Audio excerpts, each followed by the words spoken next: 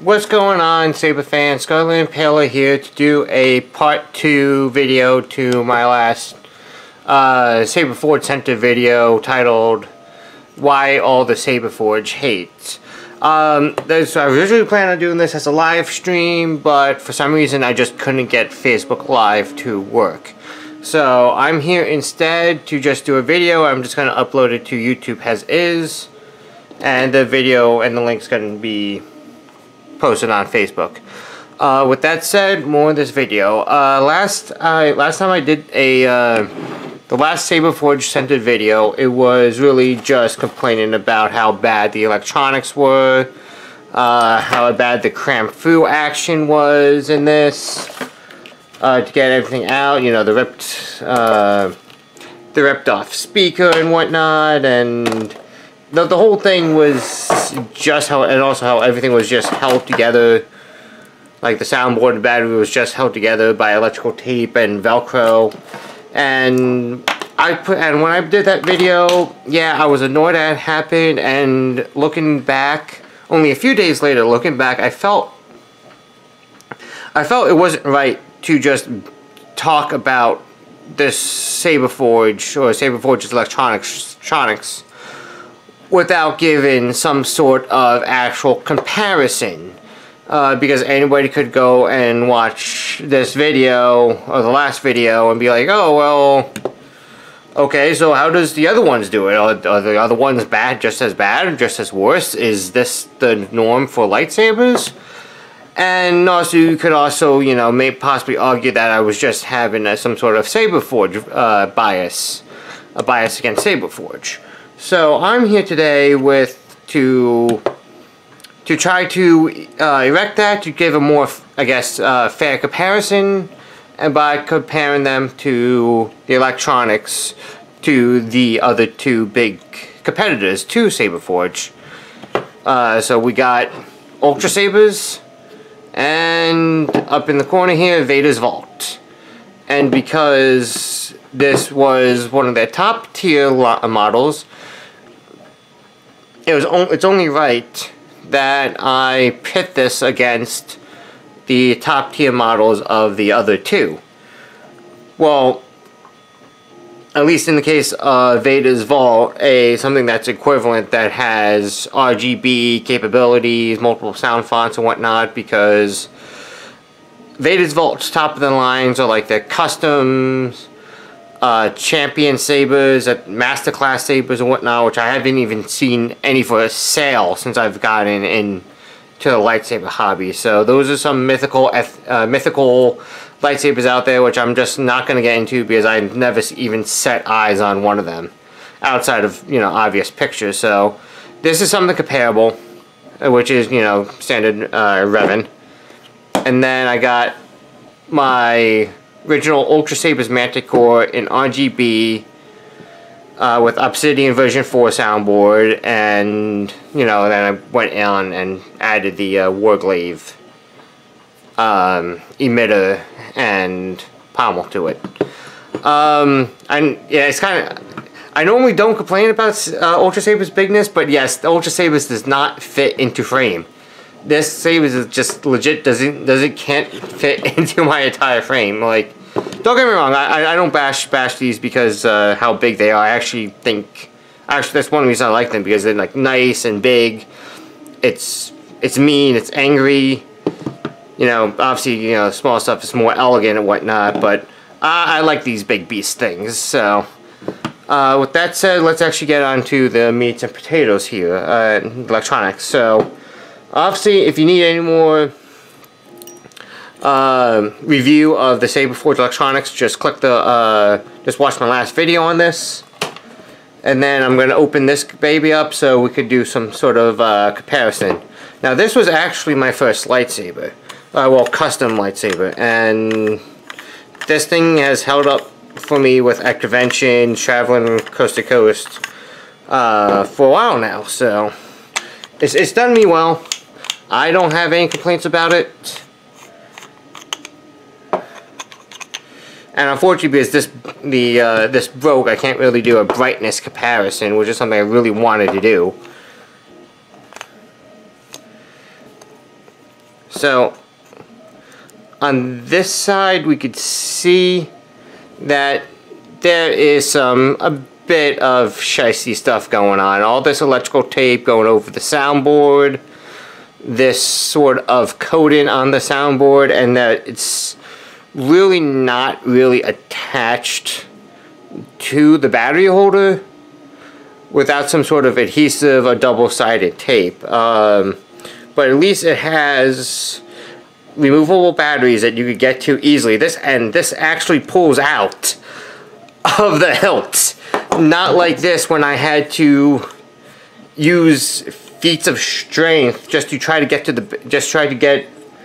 feats of strength and hope to get to the soundboard without ripping out the speakers. So yeah, this is not the best way to do things, not by any means, but hey, at least I could actually get to the batteries, replace them on the go, and I could put on my own custom sound fonts without worrying to rip out the battery. I wish I could show more in that direction, but this really doesn't go out more, and I'm not going to pull out any more than needs to be. Then go to this side.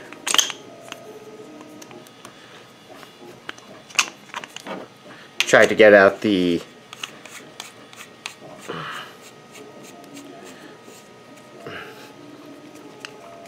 LED unit. There we go. So I'm not going to open up the LED unit, because there's not really much of a reason to. But as you can see, or at least try to see, do I have a flashlight? Is there any? What's that?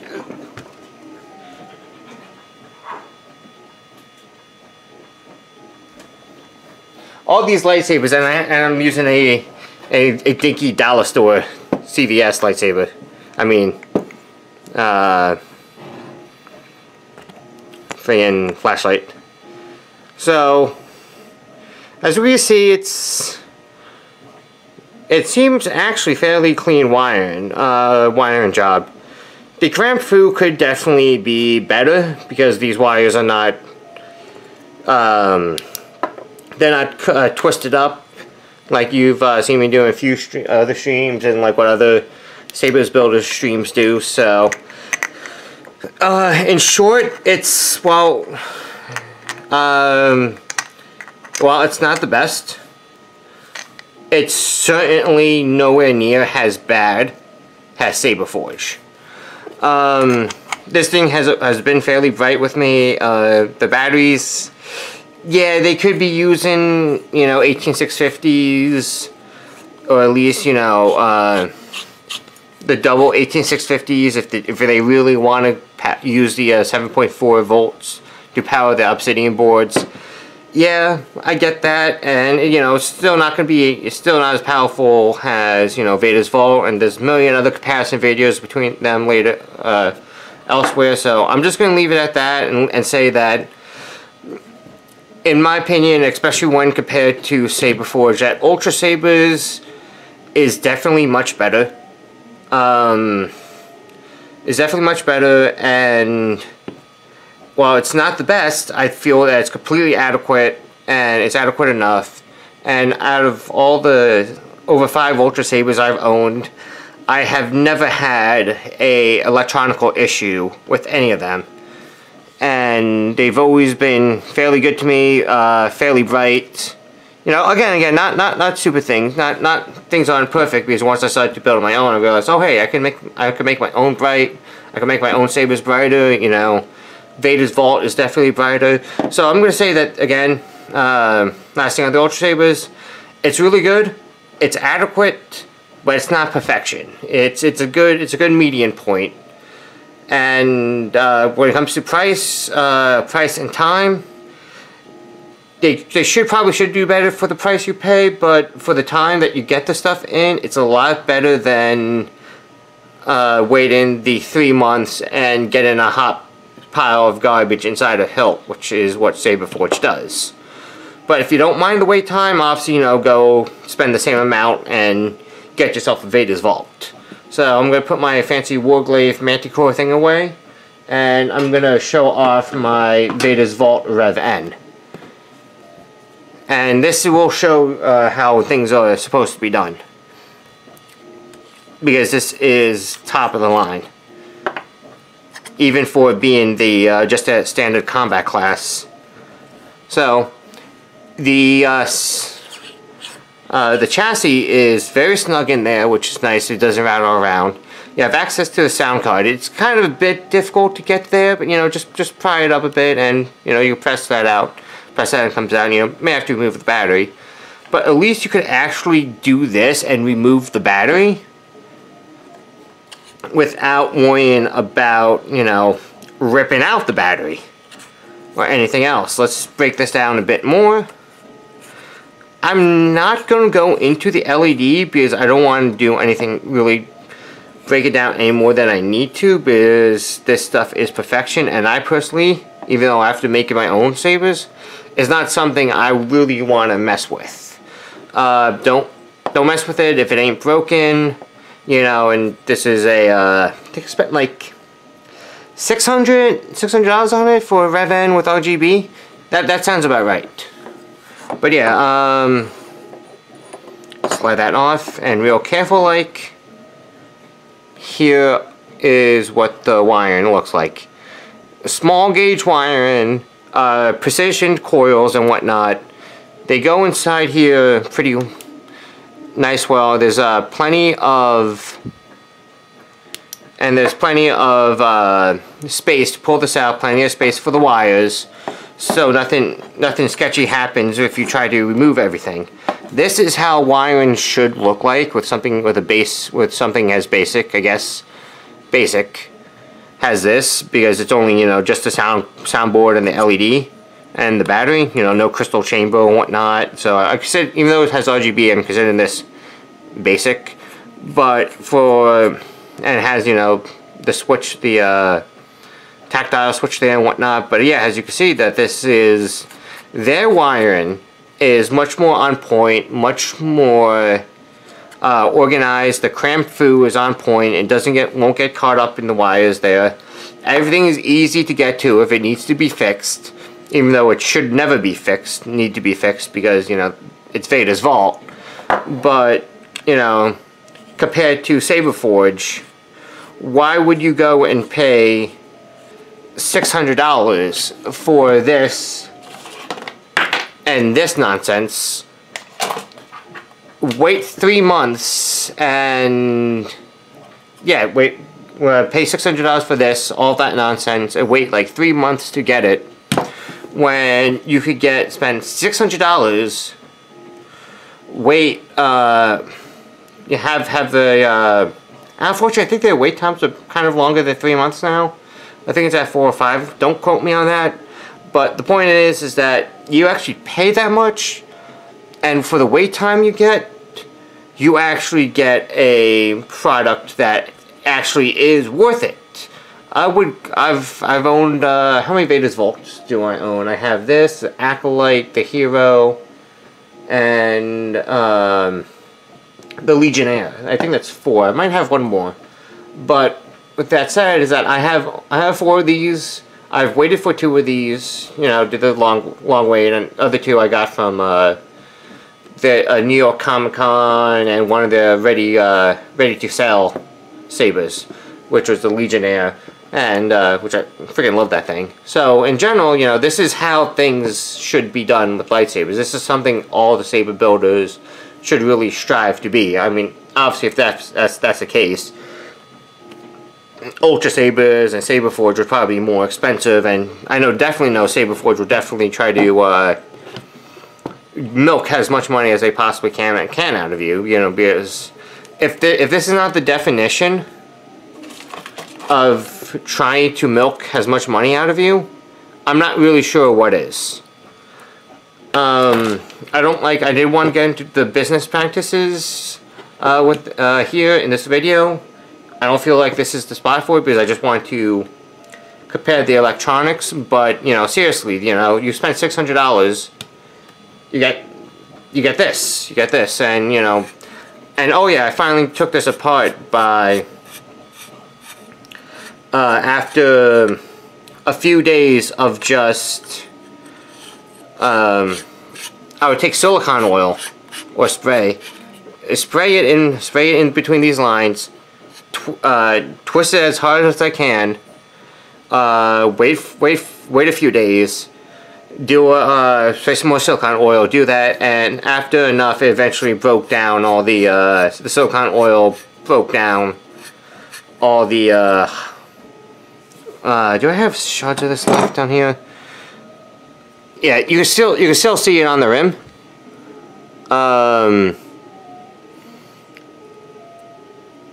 Yeah. Yeah, that's all like super glue they put on the threads. Because